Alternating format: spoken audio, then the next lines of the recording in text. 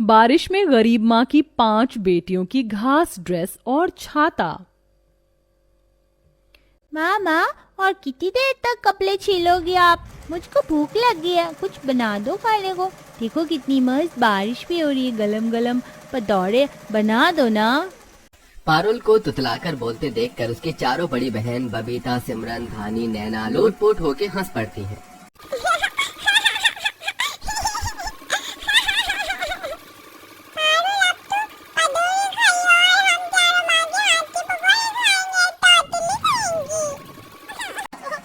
माँ देखो ना, चारों दीदी मेरा मजाक उड़ा ली है।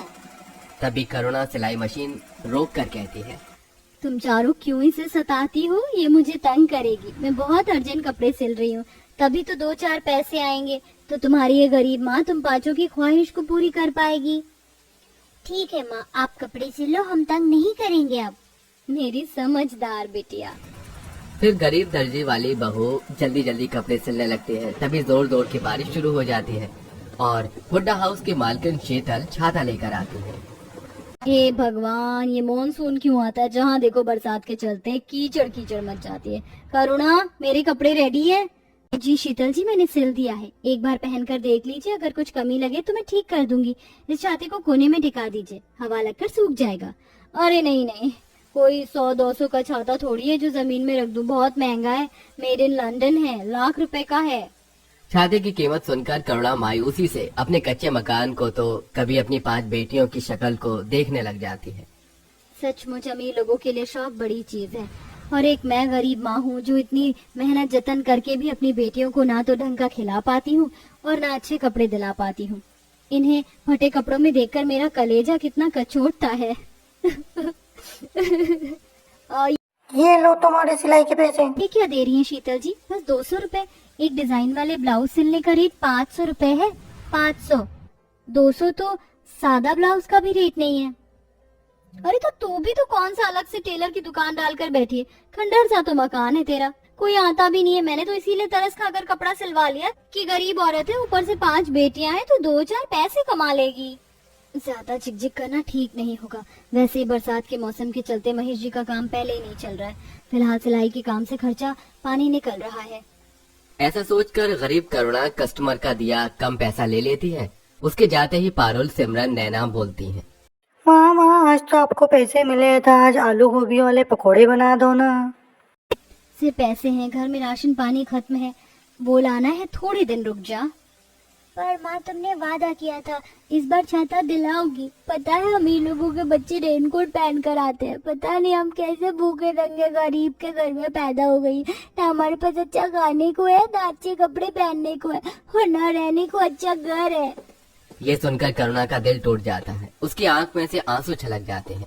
तभी बबीता, जो कि अपनी माँ के दुख तकलीफ को सबसे ज्यादा समझती थी, उसने कहा, ऐसा नहीं कहते नैना, माँ इतनी मेहनत किसके लिए करती है? हमारे लिए। बस अभी हमारे हालात खराब चल रहे हैं, माँ से माफी मांगो और मुझको माफ कर दो।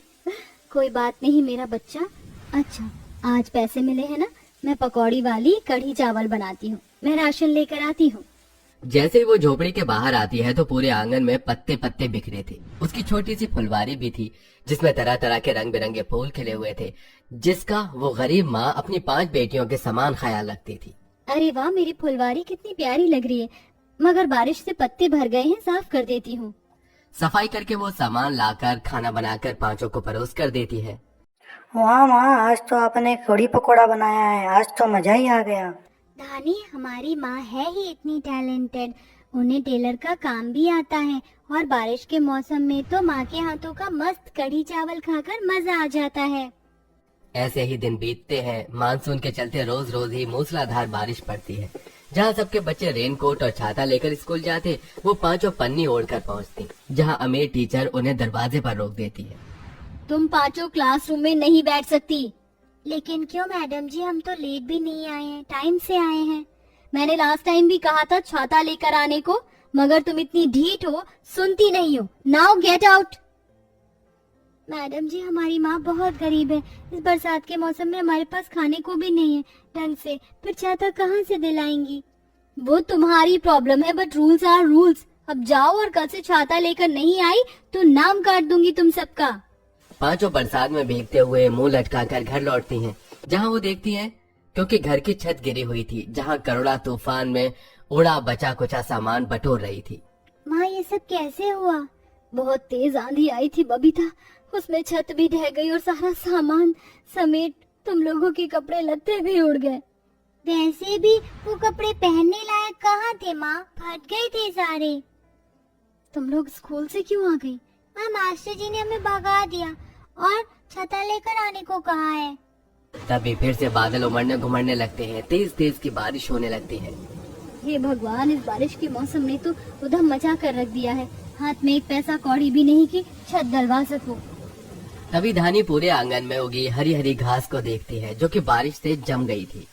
माँ छत बनाने के लिए हमें पैसों की जरूरत नहीं लगेगी, हम इस घास की छत बना सकते हैं। मैंने इतिहास की किताब में पढ़ा था, पहले के लोग इन्हीं के घर बनाकर रहते थे। तो फिर देर किस बात की है, चलो हम सब माँ के साथ मिलकर घर तैयार करवाते हैं। 3 बहनें बरसात में भीगते हुए घास इकट्ठा करती हैं, तो 2 बड़ी बेटियां छत बनवाती हैं। कड़े संघर्ष के बाद उनका घर तैयार हो जाता है। सब घास घर के अंदर आकर बैठ जाते हैं, लेकिन अब उस गरीब माँ को अपनी 5 बेटियों के भविष्य की चिंता सता रही थी। माँ तुम परेशान क्यों हो? अब तो घर भी ठीक हो गया है, फिर तुम किस बात की चिंता कर रही हो?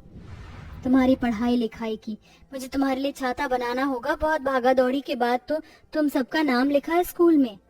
तो फिर जैसे आपने घास वाला घर बनाया, हमारे लिए घास की छतरी बना दो माँ। अपनी 5वीं बेटी पारुल की बात करुणा को समझ आ जाती है। वो ढेर सारी चौड़ी घास इकट्ठा करती है और नदी घाट पर से छाते की डंडी बनाने के लिए सरकंडे भी ले आती है और दिमाग लगाकर घास वाला मजबूत सा 5 छाता बनाती है और उन पर ऊपर से पन्नी भी चढ़ा देती है। ये लो तुम 5 का छाता, मैंने इस पर पन्नी लगा दी है, इसमें से बारिश का पानी अंदर नहीं आएगा। अरे वाह माँ, आपने तो कितना प्यारा घास वाला छाता बनाया है। हाँ, ये तो एकदम वाटरप्रूफ छाते के जैसा है, इसमें पानी भी नहीं आता। कल से हम अपना घास का अनोखा छाता लेकर जाएंगे स्कूल और सबको दिखाएंगे। अपनी गरीब माँ के बनाए घास के छाते को देखकर 5 बेटियां बहुत ही ज्यादा खुश होती हैं और छाता लेके बारिश में नाचने लगती हैं। तभी सिमरन की फ्रॉक उसकी नोक से फट जाती है। अरे नहीं, मेरा कपड़ा तो फट गया, अब मैं क्या पहनूंगी माँ? ला दिखा, मैं ठीक कर दूंगी बेटी। हे भगवान, ये कपड़ा तो बुरी तरह से फट गया है, सिलने लायक भी नहीं बचा। ऐसी हालत में करुणा दुविधा में आ जाती है। तभी वो कुछ सोच कर बोलती है। अरे हाँ, मुझे तो सिलाई करना आता है, क्यों ना मैं इस घास से अपनी 5 बेटियों के लिए ड्रेस बनाऊं। कोई और दूसरा चारा समझ में न आने पर करुणा अपनी बेटियों के लिए घास की ड्रेस बनाने की सोचती है। वो खूब घास और अलग अलग रंग की पत्तियां इकट्ठा करके ड्रेस सिलने बैठ जाती है और सबसे पहले एक ड्रेस तैयार करती है। ये घास वाला ड्रेस कुछ फीका फीका सा लग रहा है, अगर मैं इनमें फूल लगाकर सजा दूं तो कितने अच्छे लगेंगे। वो आंगन से फूल तोड़कर लाती है और घास वाली ड्रेस में सेट कर देती है, जिससे उसकी शोभा बढ़ जाती है और 5 अलग अलग डिजाइन वाली ड्रेस सिलकर 5 को देती है, जिसे पहनकर वो बहुत खुश थी। वाह माँ, आपने कितनी प्यारी ड्रेस सिली है, बताओ कैसी लग रही है हम पर। 5 को छलछलाई आंखों से देखकर उस गरीब माँ ने कहा, एकदम मोरनी के जैसी लग रही हो तुम 5, बहुत सुंदर लग रही हो। माँ तुम ना ऐसी घास वाली और भी ड्रेस बनाकर बाहर टांग दो, फिर देखते हैं हमारे घास के कपड़े सिलने के लिए लोगों की लाइन लग जाएगी, हम घूम कर आते हैं। 5 बारिश में अपनी घास वाली ड्रेस पहनकर बाहर निकलती हैं, जहां सब देखते रह जाते हैं। उधर करुणा साड़ी सूट बनाकर शो पीस में लगा देती है, जिसे लुभाकर बहुत सी औरत हरे रंग की ड्रेस बनवाने के लिए अड़ोस पड़ोस में से निकल कर आती हैं और कोई घास का सूट तो कोई घास की साड़ी ब्लाउज सिलने का ऑर्डर दे जाती है।